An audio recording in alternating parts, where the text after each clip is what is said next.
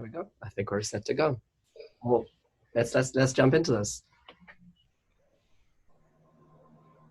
Richie, all yours. Okay, welcome everybody to what will prove to be an historic evening of conversation between leaders of the Jewish and Black communities. And I think this type of conversation has been long in the waiting, and it's high time that conversations like this start to take place. And we're very honored to have with us two religious leaders, each of their own respective communities, with us tonight. And I think it's an honor and a pleasure to be the person hosting this and being able to answer your questions and to allow these two religious leaders to speak. We have with us Reverend Alfred Cockfield, who's a fellow educator. He has 10 years experience in education, youth development, and civic and community engagement. Since 2013, he's been the executive director of the Battalion Christian Academy Schools. There are schools like that in Brooklyn and in Far Rockaway. He's also founder and executive director of the Lama Charter School in Brooklyn. He's built an alliance network amongst secular and Christian administrators working for the success of children. And in my opinion, besides all of those things that make him a significant religious leader in the Black community, he signed back in December, January time after the terrible incident in Muncie. He signed a joint statement with Jewish and Black leaders across the state with Governor Cuomo decrying anti-Semitism, and his act very much appreciated by our community. So thank you very much, Reverend Cockfield, for joining us today. We're also joined by Rabbi Trump, who's the rabbi of the Young Israel Lawrence-Cedarhurst, which is a huge congregation here in the 5 towns with hundreds and hundreds of congregants. Besides his rabbinical work in the Young Israel, he's a featured speaker on a website called yutorah.org, and that website reaches literally thousands of Jews across the world with Torah tapes, Torah topics, topics on the Bible, on the Talmud, and the like. He also has his own website called Nach Yomi, which is a study of the prophets, and he has a daily website on studying the prophets. Locally, he coordinates the Shabbos projects. That's a worldwide project all across the world in Jewish communities across the world to emphasize the importance of keeping the Sabbath, and he runs that here in the 5 towns. He's also part of the 5 Towns Drug Awareness Panel, which helps our community deal with the scourge of drugs that we have to deal with, unfortunately. And he's a teacher of Jewish law at Shalom High School. And recently, he was the co-chair of the 59th Convention of the Rabbinical Council of America. So here we have tonight 2 religious leaders who have broad-based followings, who are here really to help us deal with probably a very difficult conversation. And interestingly enough, each of these 2 individuals have personal connections to this issue going back to their pasts. And I'd like to open the conversation tonight by first asking Rabbi Trump and then Reverend Cockfield to speak about their own personal connections to this issue. Rabbi Trump. Thank you, Richie, and really thank you, Reverend, for taking the time, and all the people who are listening in. We have many people who signed up to be part of this conversation, and I think it's so important that we all continue this conversation. I have to tell you, I'm humbled to go first, because when I heard in our previous conversation last night, when we were just chatting with the Reverend and his involvement in the Jewish community, it was really humbling to hear how much he's been involved in the Jewish community. And in my own small way, some of the background I have, as you can hear, my accent is from the South, not South Brooklyn, but all the way down south. And I know the Reverend has been in South Africa and has ministries there. And I grew up in South Africa, and South Africa is a little bit of a different place than America. We only recently came out of apartheid in 1993, and apartheid was essentially legislated racism. It was the law of the land. And I don't think, if you haven't really studied this, it's very hard to understand just how perverse and how corrupt a society it was, where a minority, which was the white people, had legalized essentially Black people couldn't forget about not even being able to vote, but they weren't afforded education or the land. They were shunted to smaller territories called the homelands. And it was a very difficult situation. And anybody who spoke up against the regime was, really essentially putting their lives at risk. The police would hunt down any dissidents in any form. My grandfather was a man by the name of Struan Robertson, and he was a professional photographer. And it happened to be, he had a very good friend, a Jewish woman whose name was Ina Perlman. And Ina Perlman felt very strongly, and among many of the Jewish people felt very strongly about the situation. And she decided that she was going to go visit the homelands. And she went out to, really, we talk about squalid poverty, not poverty, you know, here in that we've seen in America. And she literally went out there and she said, what do these people need? And she went and she bought equipment to plant, to put up fences, to invest in the society there, to give them, so to speak, the tools to fish, literally. And she created this thing called Operation Hunger. And so she asked my grandfather to be part of this. And he started coming there to document what was really going on, what the government didn't really want everybody to know, what was going on, the squalid conditions. He wasn't paid for that. He really took a risk being involved in that. And that led one thing led to another. He trained a fellow by the name of Ernest Cole, who's a famous photographer, who's a black man, who documented this, escaped to Africa narrowly with his life, and moved actually to New York City, where he died, unfortunately. He died a sad man. Unfortunately, he was disconnected from his heritage, and the world wasn't as interested at the time in his work. But my grandfather trained him, allowed him to use his equipment at the time that was illegal. And so we have this sort of this sense of, I guess we'll call it a compass, which is always trying to point north, trying to find the right direction. And I personally have been affected by that.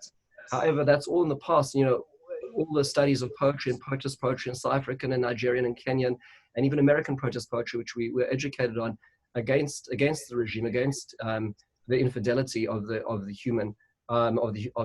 At the same time, right now that all is the past. The question is about really now. And I just want to say, before you're about to hear what the Reverend has to say, I'm really humbled the incredible amount of work that he's done in terms of bridging gaps already up till now. And I question myself in terms of, you know, have I done that amount of outreach and that amount of work to the neighboring communities? It really put things in perspective. I don't think that anybody in our community will call themselves a racist, or anybody in the Reverend's community will call themselves an anti-Semite.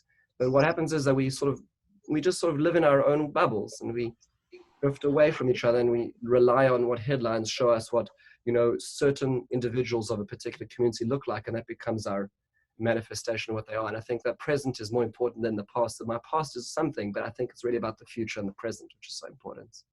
Thank you, Rabbi Trump. And before I introduce Reverend Cockfield, I just want to tell everybody that there's a Q&A feature on this webinar.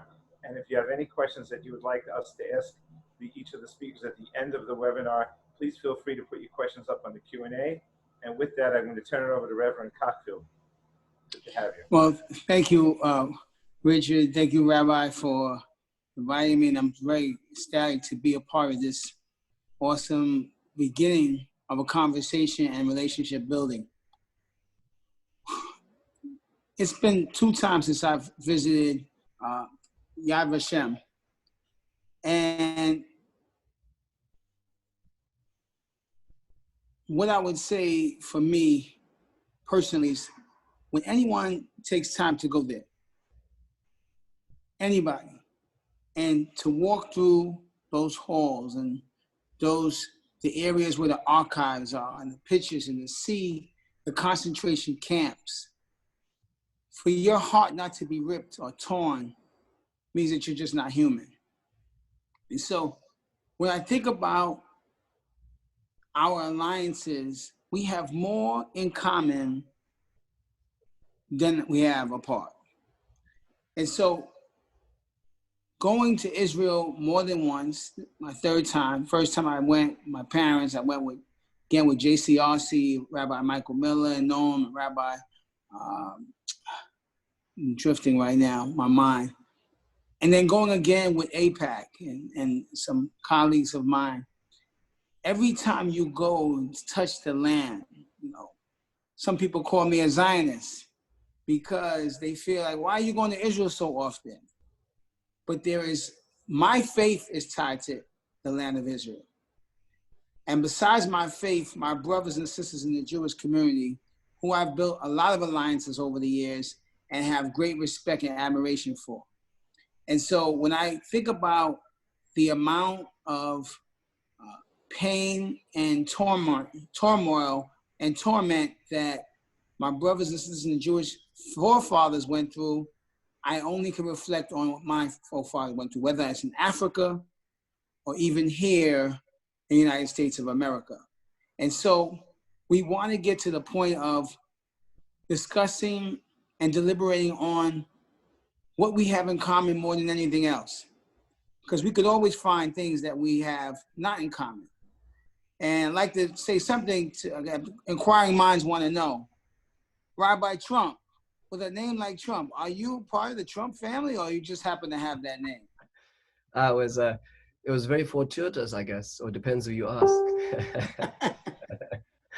It was all about the time. It was all about the time. There no connection at all.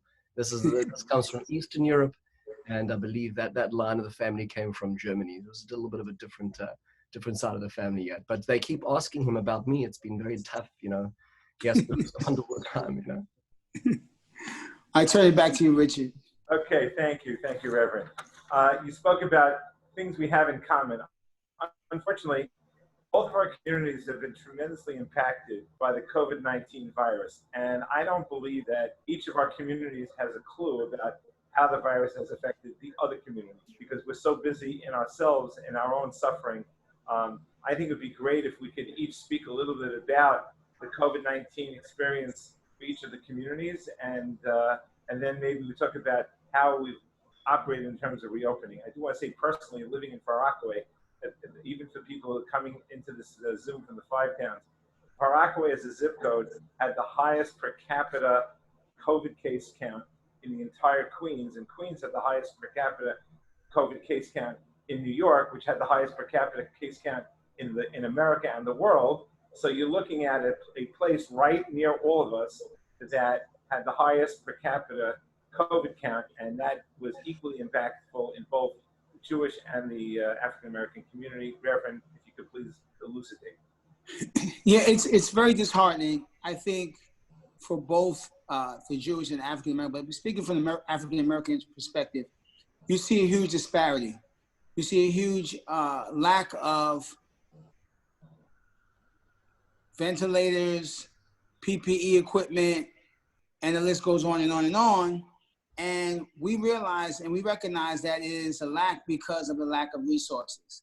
And there's a huge disparity in central Brooklyn and also in the Rockaways, where we have folks that are some undocumented, some that are just on Medicaid. And so being that between Lawrence and Cedarhurst and even the Rockaways, and I would say the whole peninsula, we really only have one major hospital, which is St. John's Hospital. There's no way one hospital can facilitate all of these people between Breezy Point and I would go so far as to say Woodmere, all right? Because you have to go to Franklin General if you want to go a little bit north to be able to get service at that point. So to have one hospital to service all these people, that is a huge disparity. And that just speaks to the census. And 10 years ago, every 10 years we have a census in the country, and we have a lack of participation in terms of people filling them out, which also shows where the resources don't end up going. And so in our community, we have so many people in Rockaway and in central Brooklyn that have passed away. And even from then, we did antibody testing in our church in Brooklyn. And we've realized that more people had antibodies and they didn't even know they were infected, or they were sick, but they didn't think they had COVID-19. And so the lack of testing at the time, it shows a huge disparity as well, that our people, because it could have been more fatal. We realized we lost a lot of people, but nothing compared to the amount of people that were actually infected with COVID-19. Rabbi Trump? Wow, it's very heavy. It's very heavy to hear that. We to our degree, I remember there was 1 week that there was literally a funeral a day. It was a terrible, terrible time. It's just been a very, very dark cloud. And that's been the extreme of it. And I think the other part, the less extreme, is kind of sort of reinventing ourselves, because we're based in the faith groups. We're based on having congregations, having people come to our place of worship to learn about the religion, to pray, and that's not been possible. And it's only really in the last 3 and a bit weeks that we've legally been able to open to a certain degree, and slowly but surely, and it's been very, very, it's like weaning, little bit by little bit. we have prayer groups, we have to have a quorum of 10 people. And, you know, only 3.5 weeks ago, 4 weeks ago, was 10 people allowed in the state of New York officially. So we had to organize, we had to orchestrate. You can imagine what was going on. We had literally 17 different prayer groups a day in different backyards and areas, so we could be, and now that number's grown a little bit, but it's been really sort of a very trying time to sort of reorient what a community means in a place when the regular basics, the bread and potatoes of the meat and potatoes of the community are no longer available. So it's been really a completely consuming experience, I think.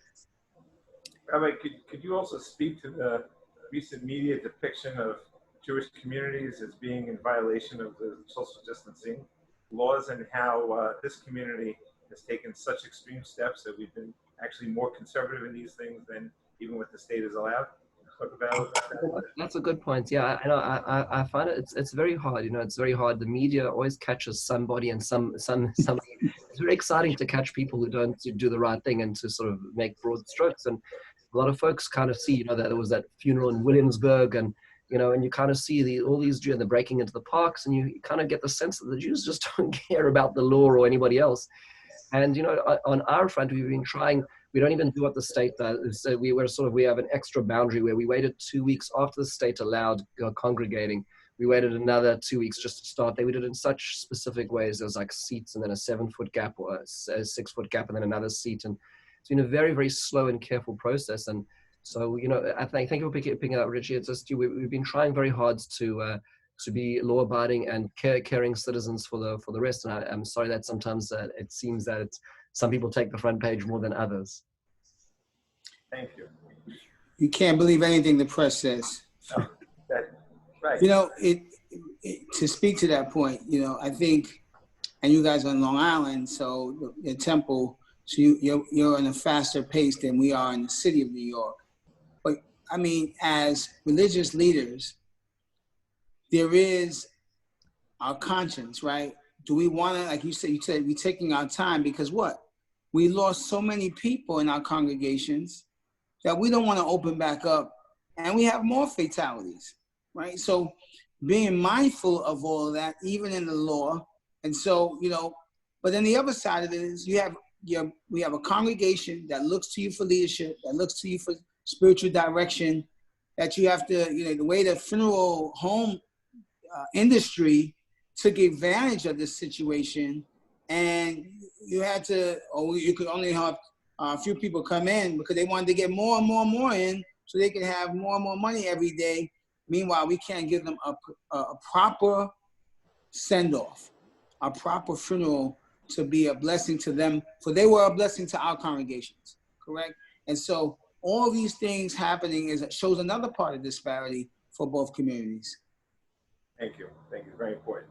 Now when you get to the, I think it's the crux of the matter, and that is the issue of racism in the United States, particularly the most recent horrific attack on George Floyd by the police, and how we should be looking at that from each of our communities, and what the Jewish community have to say about it, what does the Black community have to say about that, and similarly, if we could talk a little bit about the tremendous spate of anti-Semitic attacks that we experienced back around December, Hanukkah time, which were terrible. Some were, you know, made the media, and some did not. And there was a real fear that people have in the Jewish community. And I think also, if we could just elaborate on that aspect of racism, the aspect of fear, how does racism build fear in the Black community? How does anti-Semitism build fear in the Jewish community? And how could we better understand each other in terms of how things, you know, go? So with that, I think we'll start with Rabbi Trump first, and then Reverend Cockfield. Richie, thank you. Yeah, this is it's a very painful topic because you know, as I said beforehand, I think that you have to ask, you know, a regular fellow in the Jewish community. I don't think you'll find anybody who would be, you know, certainly in our community, considered a racist. At the same time, I think that what happens is like I was mentioning beforehand, is that we live in a bubble. And the bubble is because there's so many needs, like Reverend you're talking about beforehand, like there's so many needs, especially now. It's been such a crazy time. We look inwards and we protect our own, and we look after our community. But when you're not looking outwards, and when we're not having conversations, the other becomes sort of this nameless, faceless person. And then fill in that space, fill in that void, the media comes along and portrays certain things, and it kind of, corroborates the perspectives that everybody's the same as what that front page is. And then the truth is lost, and the truth is lost, unfortunately. So as an example, when it came to these things, I feel that to a large degree, the issue in the last few weeks has been that there is a real issue. There is still an underlying issue of racism in this country. And sometimes that was lost a little bit because the rioters, so to speak, took the front page. And sometimes what happens is people have this way of looking and saying, all, African Americans look like that. And that's the same way with that funeral. All Jews do not look like that. All African Americans are not breaking into stores. There's a real issue. And I think that the real issue got eclipsed, which is why I think that the communication is so necessary. I just want to, maybe perhaps I can pose it as a question, because I've been thinking about this deeply. And my mother-in-law just recently sent me to a TED talk recently. And I just want to ask you, Reverend, about this. And she said something which just shocked me to the core. This to me was perhaps a test to perhaps the lack of sensitivity that I possess, even as an example. And that is that there was a fellow who was an educated black man, a man, a qualified, law-abiding citizen, and he described that whenever he'd get pulled over by the police, he'd be in fear. He'd be in fear of what could happen, the lack of accountability, and he lived in fear. Now I'm sure we all get scared when the police call and take us over. What was it that we were doing? But is that, that's, we're talking about a law-abiding citizen. We're talking about a regular fellow in the 21st century in America. And to me, if that can be the case now, I think, and we don't know about that, I think that we're missing something in understanding what's going on. Yeah, I think particularly for African-American males, there is a heightened fear when police pull you over. Maybe you were speeding, maybe you did run the red light, even maybe you weren't doing anything. For me personally, if it's nighttime and the police pulls me over, I hit a button in the car that puts all the lights on. I wind down both my windows and I keep my hands on the steering wheel. I don't even reach for a license or anything until the cop tells me to, because I don't want anything to go wrong in that particular moment. If I'm treated bad, if I'm treated nasty, whatever, I could deal with that tomorrow. But if I respond to that, it'll escalate and I probably won't be here tomorrow to dispute it. And so there are so many young, and it's terrible that you have to prepare your young black and brown boys in this way, but it's only to protect them versus something else where we have like a George Floyd, where we have rioting and protesting. Don't get me wrong, I'm against rioting because I don't believe in tearing down our own communities. I understand it, but that's not something that I stand for.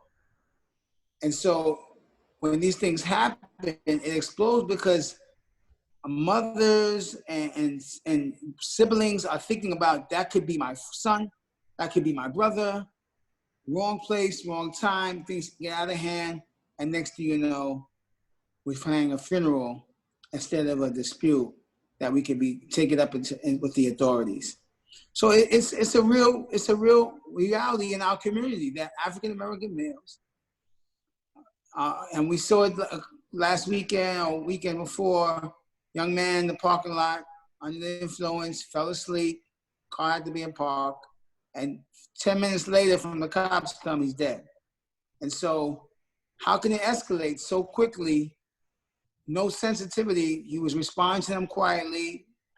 Next thing you know, and that's the reality of our African-American boys and girls, especially males in our communities. They're very, very fearful of police officers.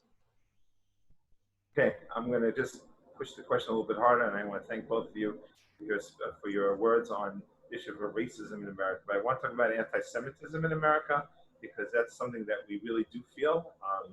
As recently as Hanukkah time, we really felt a community under attack. Could we speak to that issue, Reverend Cockfield? Could you speak to that issue, and then the Rabbi Trump? Yeah, I think particularly, and ADL has done a tremendous job in the city of New York with partnering with the city government to give curriculum on Jewish faith, families, because I think a lot of times the lack of not knowing who we are. Rabbi alluded to it earlier, how we're in our own bubbles, we're in our own places, and we don't have relationships. I'm not the normal. I love being with my brothers and sisters in the Jewish faith, but I understand them. I built relationships. I've done business with them, and so we have a great relationship. Well, how about our young children who've never been in the community, never gone into Ballpark or West Lawrence or Lawrence-Cedarhurst, or to even meet and greet and play?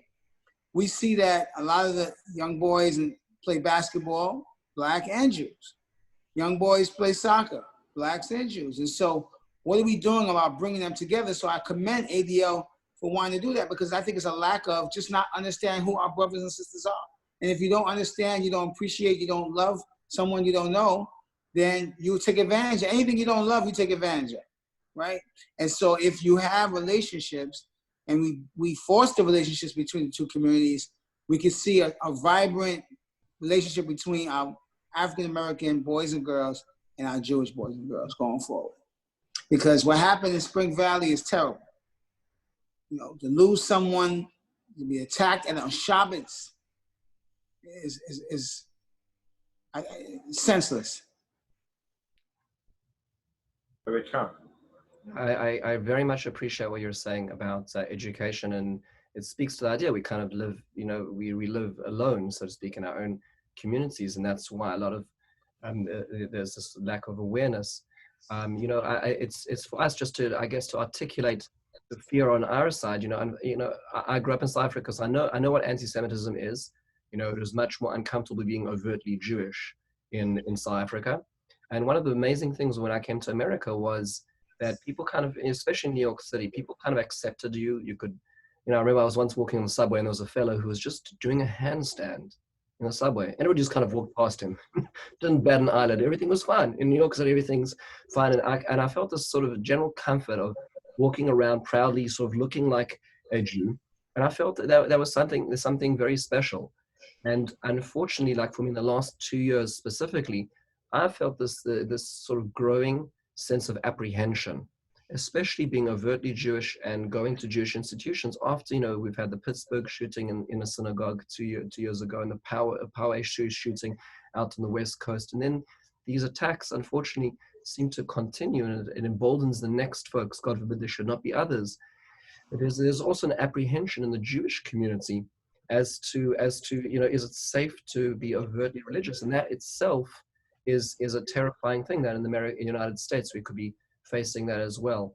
And so I think, just speaking to the point you mentioned before, Reverend, I think when you say that we have a lot in common, I think we really do have a lot in common in that respect. We are minorities in our own ways. One is racially, one is religiously, and we face a lot of, so to speak, assailants and haters out there.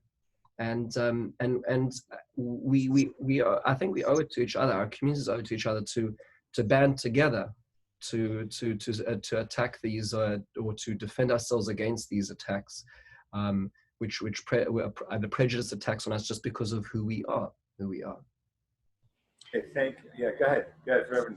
Yeah, and I think it's interesting, right? I think we have our two communities that have been there for each other when it really mattered. Think about after World War II, United States, it is the historically Black colleges that allowed Jews to enter those institutions to go to college of higher learning. You think about in the Civil Rights Movement, it is a New York Jewish congressman that carried the Voting Rights Act. Martin Luther King, when Martin Luther King wanted to push the civil rights, Jews stood up from it. So if you go to Israel, there is a place where Martin Luther King is celebrated, a statue and everything. So we've been there for each other when it really mattered. And so what are we going to do today?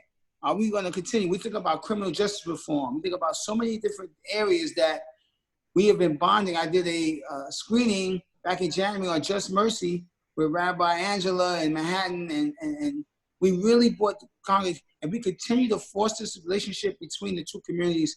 We can soar and do wonderful things together. Great. I'm going to go to the Q&A because it really leads to the question I wanted to ask next. We have a few people asking generally the following question. I'll read two of them. question number one was, what can we as congregants, not clergy, do to help build better communal relationships? And really to follow up on that, different person says, staying insulated in our own communities with people just like us leads to an unfortunate reliance on stereotypes. What tangible steps do each of you recommend, both for each of our communities, to step out of our bubbles and have meaningful interactions with each other instead of simply seeing each other from afar or getting in each other's way at Costco? I kind of like that last part, it's very cute. Because yes, Costco during COVID has not been a pleasant experience, so it's whatever. I think it really gets to the real questions that community members really have over here in terms of their asking questions. What do we do? What's the next step? How do we handle it? And to those who are out there, before I go to the Rabbi and the Reverend, if you have any further questions you want to ask, please put it up here in the Q&A, because we're on here for another 35, 40 minutes, and we definitely want to make sure everybody's kind of questions are answered. And the other few people that ask questions, we're going to get to you soon. Okay, go ahead. Reverend. I think we should be able to have some tangible steps, and that means planning team building together. Maybe there's particular areas that we have in each community that we are, whether it's in business, whatever it be, whatever you're passionate about. I don't want to believe it's just one particular Jew is passionate about it. I believe in that there has to be an African American that's passionate about it.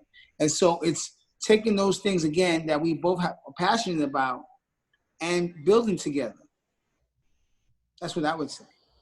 I couldn't agree more. You know, I agree with everything you said, Reverend. And you know, once Rabbi Jonathan Sachs used to be the chief rabbi in England on the House of Lords, once said the notion of it's not eye to eye, but side by side. And I think that's a very important thing to think about, the side by side, the many projects that we as neighboring communities can work on together, whether it be healthcare reform, whether it be issues that we're all struggling with, that we can find the common ground to unite.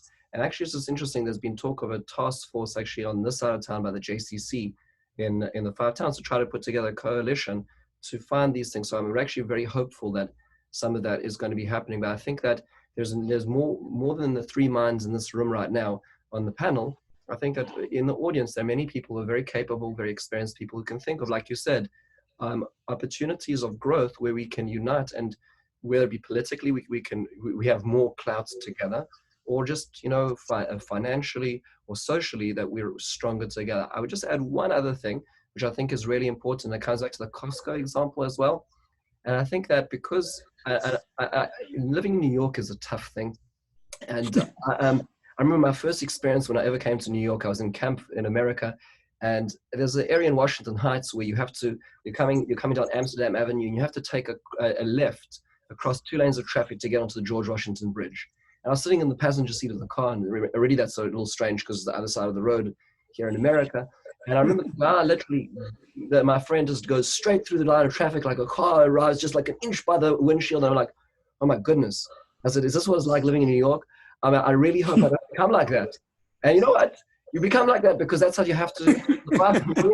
You have to push, you have to shove, and unfortunately, I feel the mentality of survival sometimes influences us as people, and we kind of talk like that to other people. So, you know, I'll go into a store and I'll see, let's take Costco as an example. It'll be a very nice cashier, a very nice person who's checking out. And I'll see the person in front of me, let's say a Jewish person, would say, you know, just say something, you know, say what they want, or make an order about something without even saying, hi, how are you? How's the day going? Isn't it beautiful weather? And I feel like our lives have become so abrupt and so, you know, survival oriented. We forget about even just relating to each other. I think part of this is that I'm really enjoying having a chance to get to meet you, Reverend. I'm really hoping that we're going to have a chance to carry on doing this. But it's not just about us. We're kind of, you know, facilitators. And I'm hoping that the folks who are listening, the folks who are going to be listening to this, as opposed to are going to say, you know what, let me find somebody I might even pass every day. I don't pass every day, and just say hi. Just realize there's a real, regular, wholesome, fantastic person.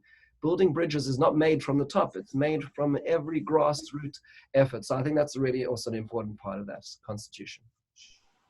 We have some great questions coming in, so we encourage you to keep typing them in. I have some hard-hitting ones, and I have some interesting ones. I'm going to go to a hard-hitting one for Rabbi Trump, okay? Do you consider Jews to be white? Do Jews benefit from white privilege? And are Jews knowingly or unknowingly contributed to systemic racism? I'm going to only guess that's Rabbi Trump, and obviously the Reverend could jump right in.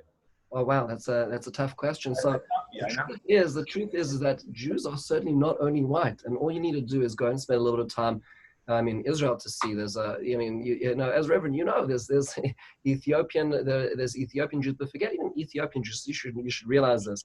At the beginning of the founding of the state of Israel, there were a lot of Jews who came from European backgrounds, and you know, they were typically more European.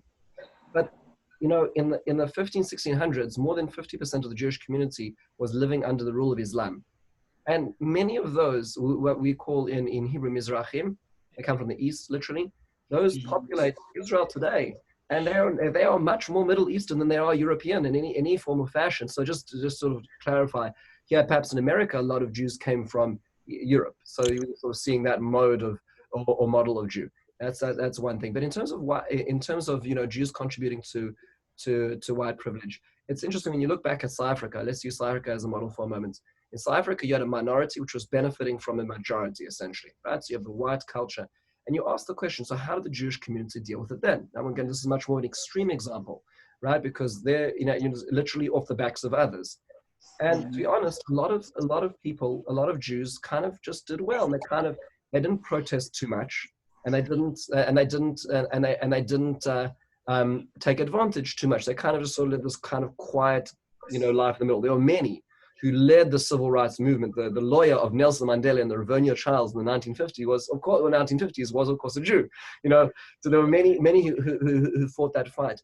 I think that a lot of times what happens in the Jewish community is we kind of involved in ourselves, and we have enough problems internally, and there's a lot of issues that we have to deal with. And I don't think that means to say that it makes the Jewish community racist. It just makes them sort of self-involved. And when you're self-involved, you don't necessarily think beyond, and you don't notice beyond, and you don't appreciate or sympathize or empathize beyond. And I think that's what's happening. So I think the role, or perhaps some of the soul searching which is necessary in the Jewish community is, I'll give you an example. I was in DC 4 months ago. We'll call it pre-COVID, because that was a different world. You remember there used to be a world where you could go on buses. And anyway, so I was in DC for a conference, and I had a free afternoon. It was literally the day before COVID broke on that fateful Tuesday in New York. And I was there. My friend said to me, you know, I'm going to go to the African American Museum. Do you want to come with me? At the time, I had busy things. I had calls to make and so on, and I didn't. It wasn't a priority to me at that point in time. And I think about it, I listen to the Reverend. The Reverend has gone to Israel numerous times, to visit Yad Vashem. Has, you know, that is a priority. It should be a priority to understand the narrative, to understand the history of our neighbors, of our brothers and sisters. That's I think is something which is, so I don't think contributing to white supremacism, but I think being more sensitive to what's really going on around us. So I find it fascinating that the person asked, do Jews think about white privilege? And I think it's a good question.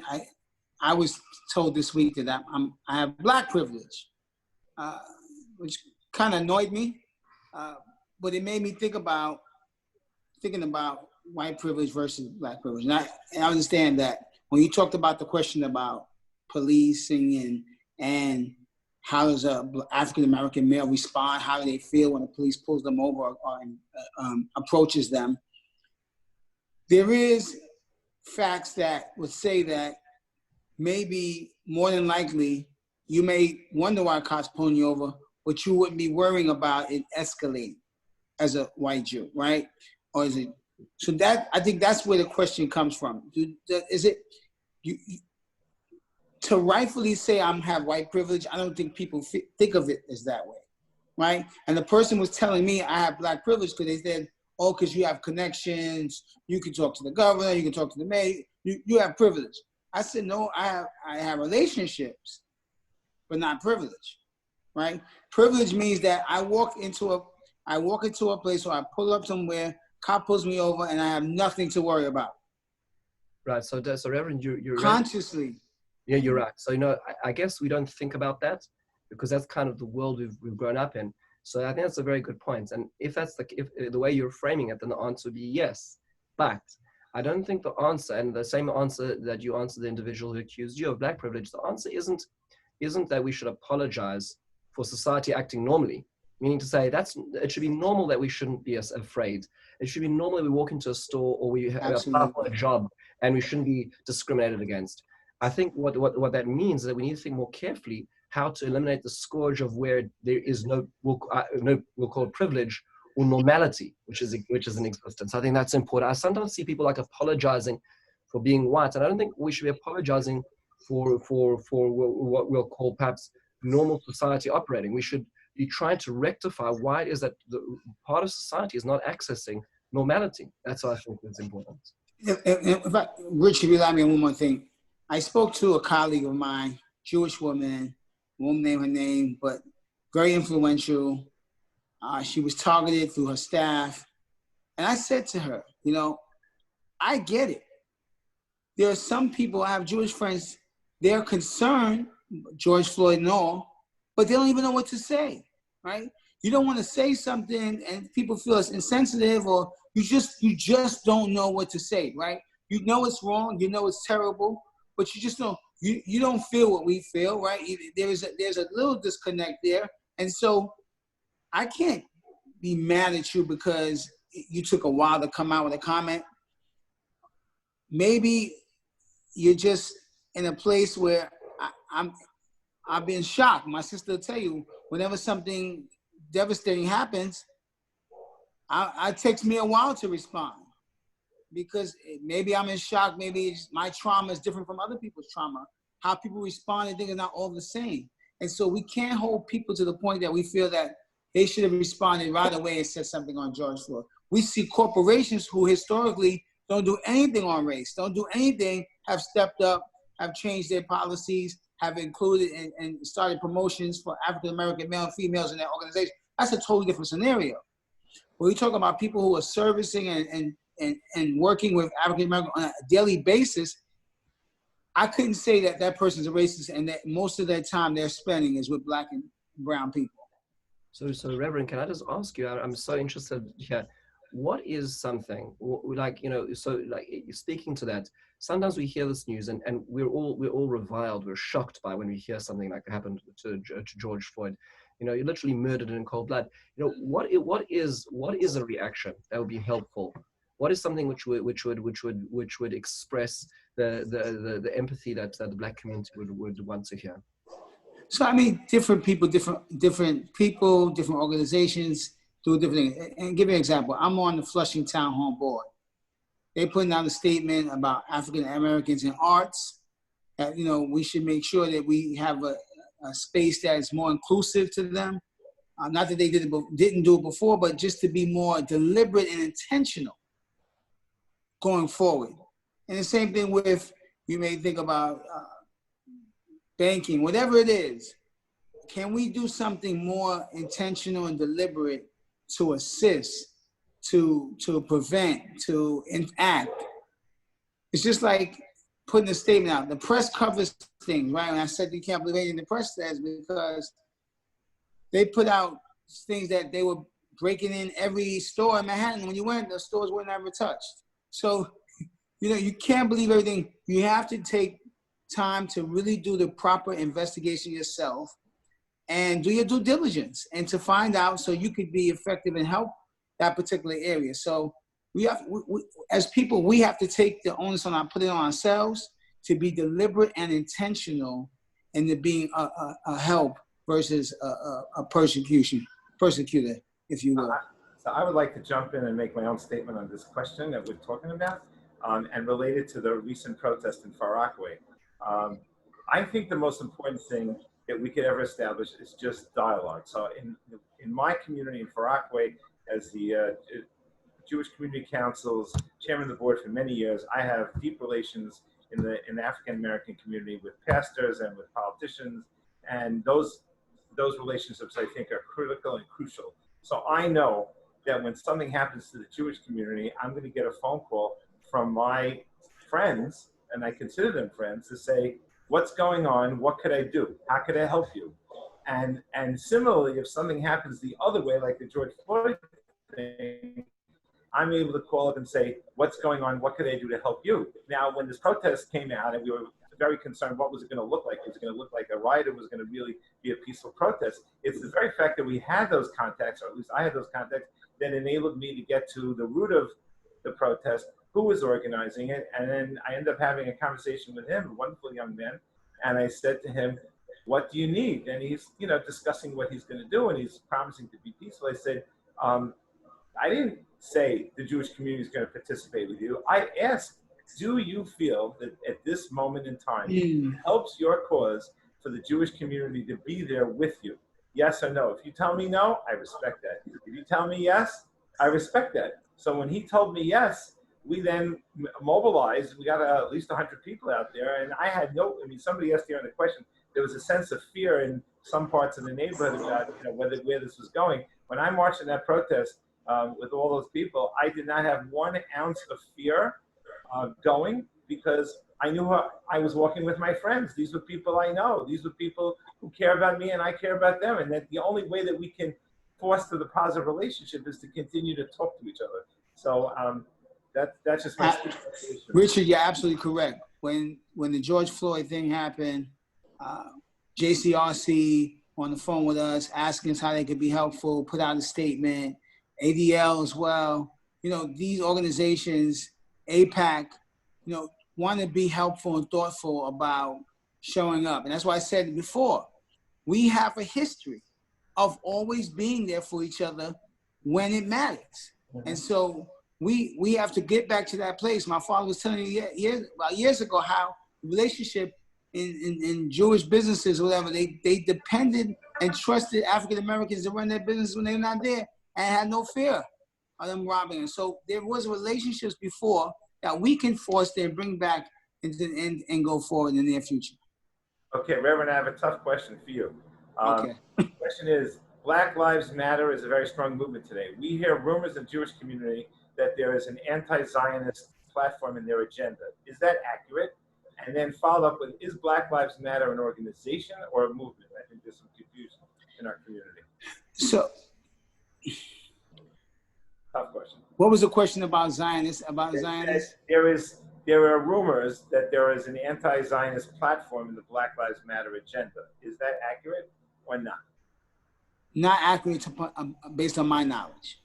And I do know that there is a Black Lives Matter organization, but overall, Black Lives Matter came out of just saying that we matter as a people. But obviously, people begin organizations overnight just like that. And it doesn't mean that everything that the Black Lives Matter organization believes in, African Americans believe in, right? I can honestly say that there's no one going to go and see the things that Black Lives Matter organization has on and say that we agree with all those things, because we have conservative African Americans, we have liberal African Americans, we have borderline independent African Americans. So everyone doesn't believe everything, right? What we do believe is that we have a right to live and exist in America and not be tormented or brutally beat by police or anyone else based on their racism or whatever else they have. Okay, I'm going to switch topics. I think this is something that we're going to have strong agreement on, given our positions in this issue. Education. Education is the key to economic progress. Why has the Black community continued to back Democratic leadership in many cities instead of that push for the status quo in education? Why not support charter schools and vouchers for low-income families, which has proven to be much more successful? Unions seem to be a hindrance both to education and to police reform. I think it's a very valid point. So it is a strong point. So there are, talking about New York City schools, and we could just talk, matter of fact, we can talk about the country too, because I'm involved in an organization that is led by people of color who run charter schools around the country. I am a founder and executive director of a new charter school launching this year. But I also know and believe that there are some schools in New York City that are very good, that are educating children. There's about 400,000 students in the 1.1 million students that have a lack of proper education, instruction in their classrooms. 400,000. And that goes back to the disparity. The amount of money that goes per pupil in all public schools versus charters is much more, about 10,000 more. Education can happen. There needs to be proper discipline, which goes to the family structure and all that. At the end of the day, it's who's in front of these rooms.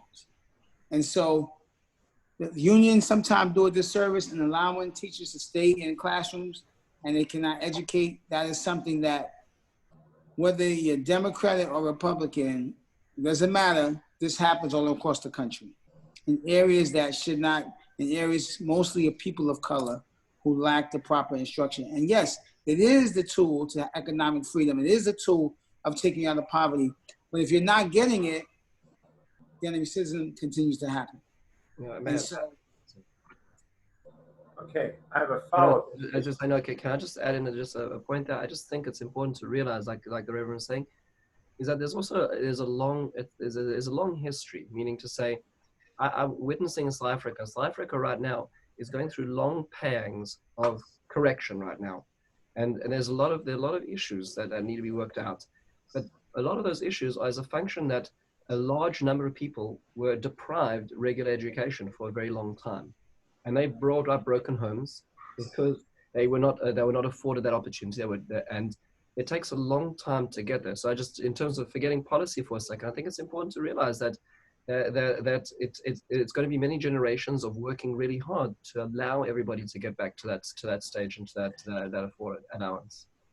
Yeah, but that's a very good point, Rabbi, because when you think about the years when Nelson Mandela became president, he built these homes, trying to put people in these homes, but they were not used to paying bills yet. They had to educate them. They never paid bills. So even they had these homes, they went right back to the shacks because they don't know about paying bills. They know getting power right from the community that they were in. So unless we give the proper education, we will continue to see our children, Black and brown children, continue to, generation after generation, be held back because they have not gotten the proper education to take them to financial freedom.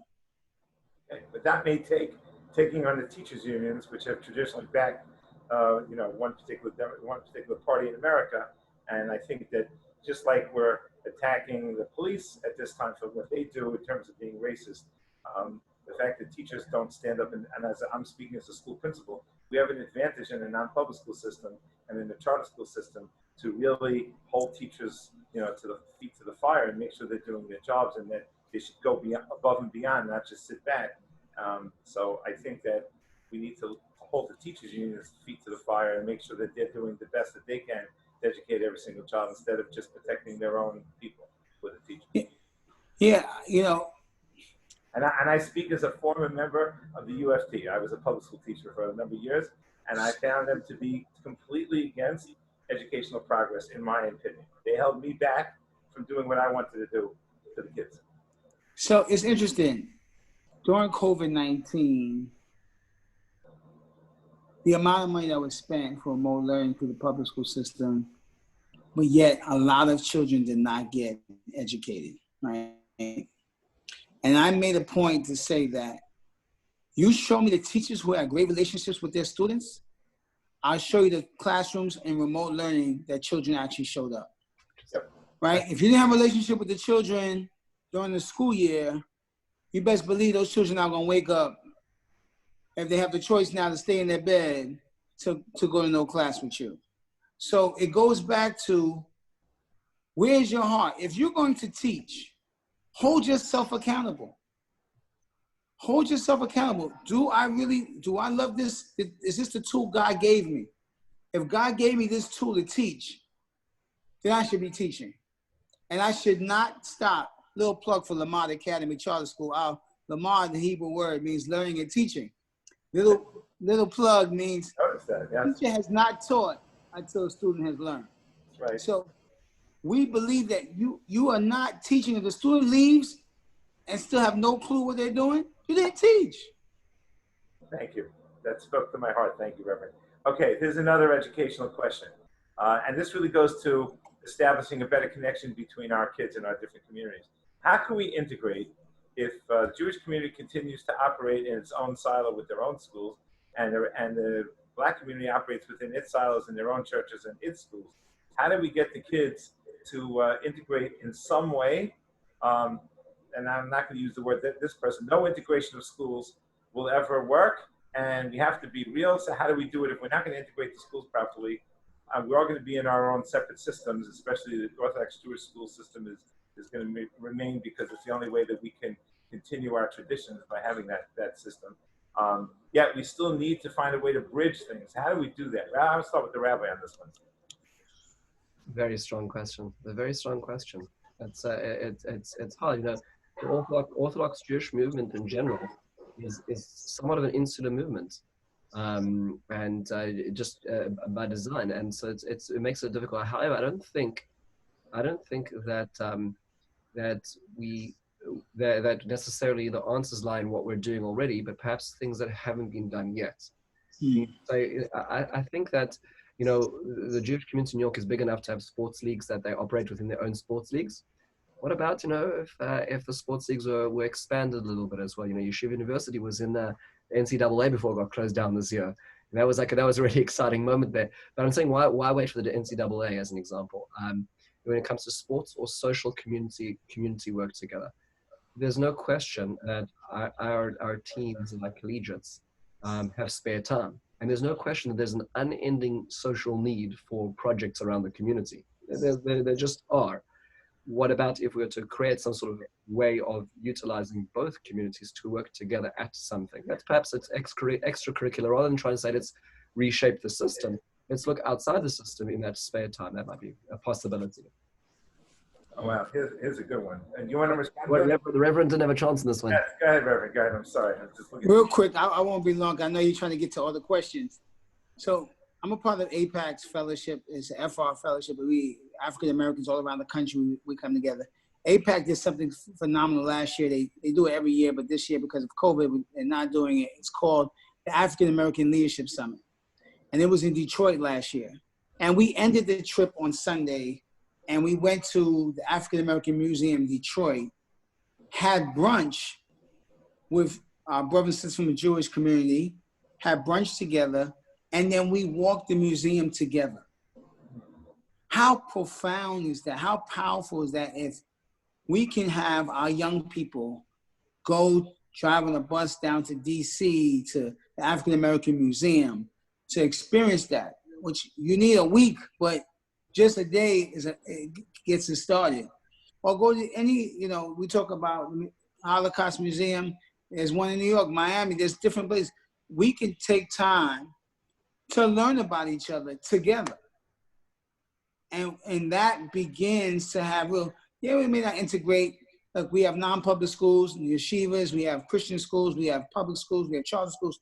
So that's probably not going to happen that way. But deliberate, and go back to my words, deliberate and intentional gatherings will force the relationship that the next generation will be able to flourish. That's an awesome and amazing idea. And I could just quickly jump in with a story. I was a teacher in Erasmus Hall High School in Brooklyn and Yeshiva Flatbush in Brooklyn. And there was a symposium at St. John's University for science research, and I had a class in science research to teach those schools. And I came up with the idea of putting both sets of kids on one bus to go to the symposium. And fortunately for me, both principals of both schools thought it was an amazing idea. And I can just tell you the story of how that works. If we could really do more of this, it would be amazing. So on the way to the symposium, the Jewish kids sat in one part of the bus, the black kids sat in a different part of the bus, and they each spoke amongst themselves. But on the way back, they started looking for common ground. And who was their common ground? Me, I was the teacher. And does he do this? Does he make that stupid joke? And you know what? Next thing you know, they're laughing and they're talking and they're exchanging ideas. And it was the most powerful experience. If we could do experiences like you just said, Reverend, I'm in. And, you know, I lead a school. I'm happy to talk to people in my school about being part of such a thing. And I'm sure we could find children in your school to be part of such a thing. There's a Holocaust Museum right here in New York. There are other museums, Black History museums in New York. We should be able to take kids on trips together. That'd be fascinating. So I had just one thing as well. A community member reached out to me, a very kind and thoughtful person, who said, you know, what about tutoring as an example? You know, we have many retired parents or retired teachers who'd welcome opportunity to help tutor. and cross-community, that could be another way of fostering relationship. I'm just throwing that out there as something which was suggested to me, even, and she reminded me this afternoon to bring it up, which is a wonderful, wonderful idea. Excellent. I have a question here that's a bit hard-hitting, and it's for both of you, okay? And the person says, I'm interested in hearing both of your perspectives on how to react to allies that each of us may have in our own communities that are not as friendly to each other's communities. He says, intersectionality has made Zionism a problematic concept to many young Black activists. And however, anti-Zionist activists have an important place in the Black Lives Matter movement, right? And similarly, on the other hand, in the Jewish community, we have allies that politically may be viewed as not favorable to Black interests and maybe possibly downright racist. Obviously, we need to maintain our allies. How do we ensure that we do not reduce each other's communities to being identical to the worst of each other's allies? In other words, how do we bridge this gap like we're bridging this gap and deal with the allies that we may have that may not be as together on these issues as the people in this room?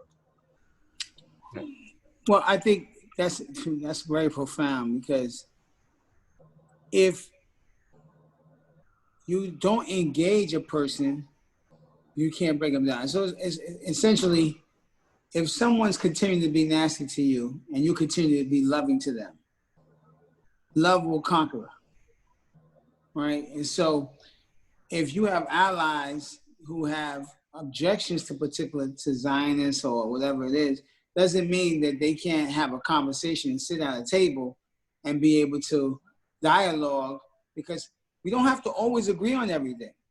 That's okay.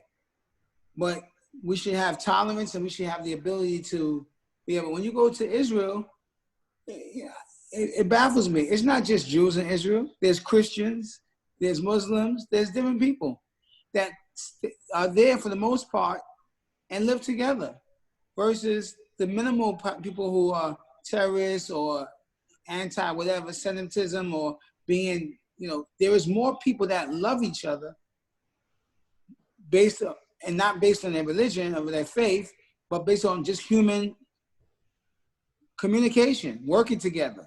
So there has to be the venue that you can sit together and dialogue. And that way, that's how you get to understand each other. A lot of things people have in their beliefs part is learned. It's not because they really believe it. No, I agree with you. I agree with you, Reverend, in principle, the idea that there's a lot of common ground. The one thing I disagree with is that I think that if we do have allies who are overtly racist or anti-Semitic, I think that that's the time when we need to think of breaking bonds with those. So meaning to say, like, yes, if we lay each other's communities over each other as Venn diagrams, we can find that common ground.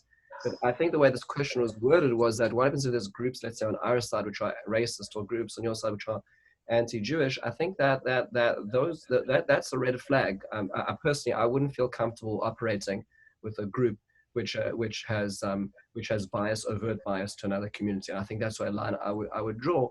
I would still agree that we have to find a common ground, but that I think I don't think is conscionable personally. So would you say, if you wouldn't, but that I was saying that I would still sit with the person. I hear. But they might ask me, why do you hang out with those Jews? Why you seem like you're a Zionist? And if I don't dialogue with them, they'll never understand my relationship with Jewish faith, right? They won't understand why I have how I felt. They haven't been to Israel. They haven't been to Hashem. So they've never experienced it. They're just going based upon learned behavior. And so how do I try to reach them to help break down that wall? Just like there's some Jews that they don't understand African Americans and the turmoil that they've been through in the States, in the country, and why they may have a bias against them. And so you can't address it until you get to the root of it. I hear what you're saying. So that's the communication even to that degree. I hear what you're saying. All right, we're coming to the end of today's amazing webinar. And I have a question from somebody from the African American community and a question from the Jewish community. It's basically the same question. And I think it's a beautiful thing to end that this conversation has led to questions in both communities that really look to seek to bridge gaps. So I'm going to speak about, you'll hear from the question. One person says, I appreciate both leaders starting this conversation. However, this is a much bigger issue than one conversation. How can we begin to bridge the gap when there's so many mistrusts between our two races? And then On the other side, the Jewish person asks, where do we go from here tomorrow? This has been amazing. This has been a fantastic conversation.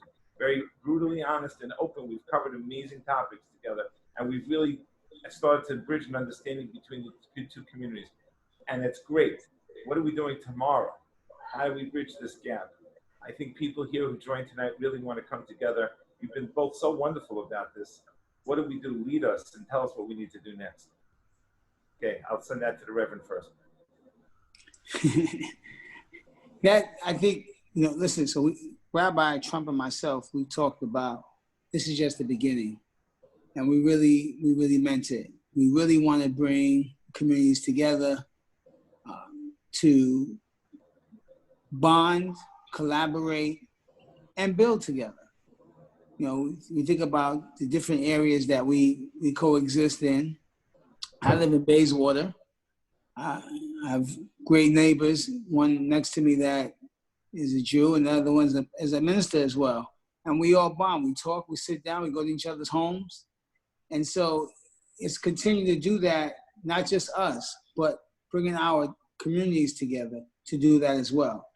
Maybe we should have a Shabbos dinner and bring in African Americans. Maybe we could have a Sunday dinner and bring the Jews in and have some good fried chicken and kosher fried chicken. And so we can do this because meals, time spent together around the table will bring us together. And so we can really lead that effort in trying to go from there. Rabbi Trump? Yeah, I forgot to mention there's two very important dedications this evening. And that is that I do want to thank Adam and Sarah Hofstadter, who very kindly sponsored this program. They, like many people, felt very, very warmly about this as being the beginning. And I want to thank them for caring about this. Adam is a teacher in school and cares deeply about education, and both very caring individuals. And the other dedication I want to mention is just also happy anniversary to the Reverend's parents, whose 54th anniversary is today. So just a happy anniversary as well. Many more in good health. Just to get back to the question, the Reverend had said to me, it's all very nice that this is happening now when we're in the storm, But what about like when we're out of the storm? And I think you had a good suggestion. Why don't we set up, this was not called, community in conversation, it was communities in conversation. We're hoping other people are going to use a similar model, but also ourselves. Perhaps we can check in every month, every other month, because we're going to have lots of different issues coming in our faces. We've just dealt with COVID. We're still dealing with it. We're coming out of it. Perhaps we can have a re-engagement. But I think also I mentioned beforehand that the JCC and the 5 Towns is working on a coalition of faith leaders, education leaders, social leaders from both communities. I think that's going to stand a really incredible opportunity. But I'll tell you the real truth, and I think this is where it's at. The real wars are won face to face, person by person. It's not about a big politician getting up on a soapbox and saying what they think or statements. It's really won by individuals having coffee with each other, like you said, Reverend, coming together over food, speaking to each other, spending the extra time to get to know each other, not just taking the same train together, not just seeing each other in the same bagel store. It's really about one-to-one relationships. If every person walks out tonight saying, hey, you know what, I'm willing just, to try 2 people a week. I'll find 2 people from another community outside of my own. I'm going to try to build more than just a nod relationship as I pass in the street, if anything. And I think that's where a lot of this is going to happen. And it sounds so small, and it sounds so, but it's not small at all. It's friends. It's like Richie, you mentioned, when you call up your friends, we need to realize that we have so much in common. So I think that's a very important goal in and amongst all the other many very valuable suggestions. Thank you both.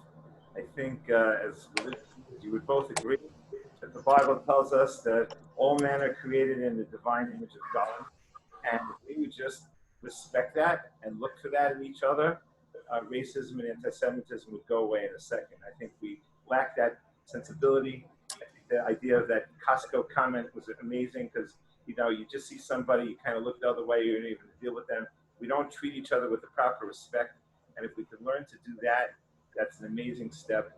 And some of the other ideas that were brought up here about communal meals and just saying hello in the street, or educational activities where we could bring the children from yeshivas and the public schools or the charter schools together to go visit a Holocaust museum. These are powerful things. And this is step 1 of what I think are some terrific ideas. And I look forward to being part of the solution with both of you and with others in the community. Thank you both so very much. And to all of you who joined tonight, thank you for taking part in this historic event. This event is taped, I believe, correct?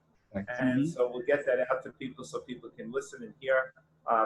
You know, we didn't shy away from the tough questions, gentlemen. We hit every single one. And for those couple of questions we didn't get to tonight, I apologize. I had to fit everything into the sort of the context of the conversation. So I kind of went with the flow. So please forgive me if your question didn't get answered. We did do most of them. And I thank everyone very, very much for a wonderful evening. Thank you. Thank you. Thank you, Reverend. Thank you. Thank you, Rabbi. Thank you, Rich. Appreciate you so much. I can look forward to speaking soon. Shalom.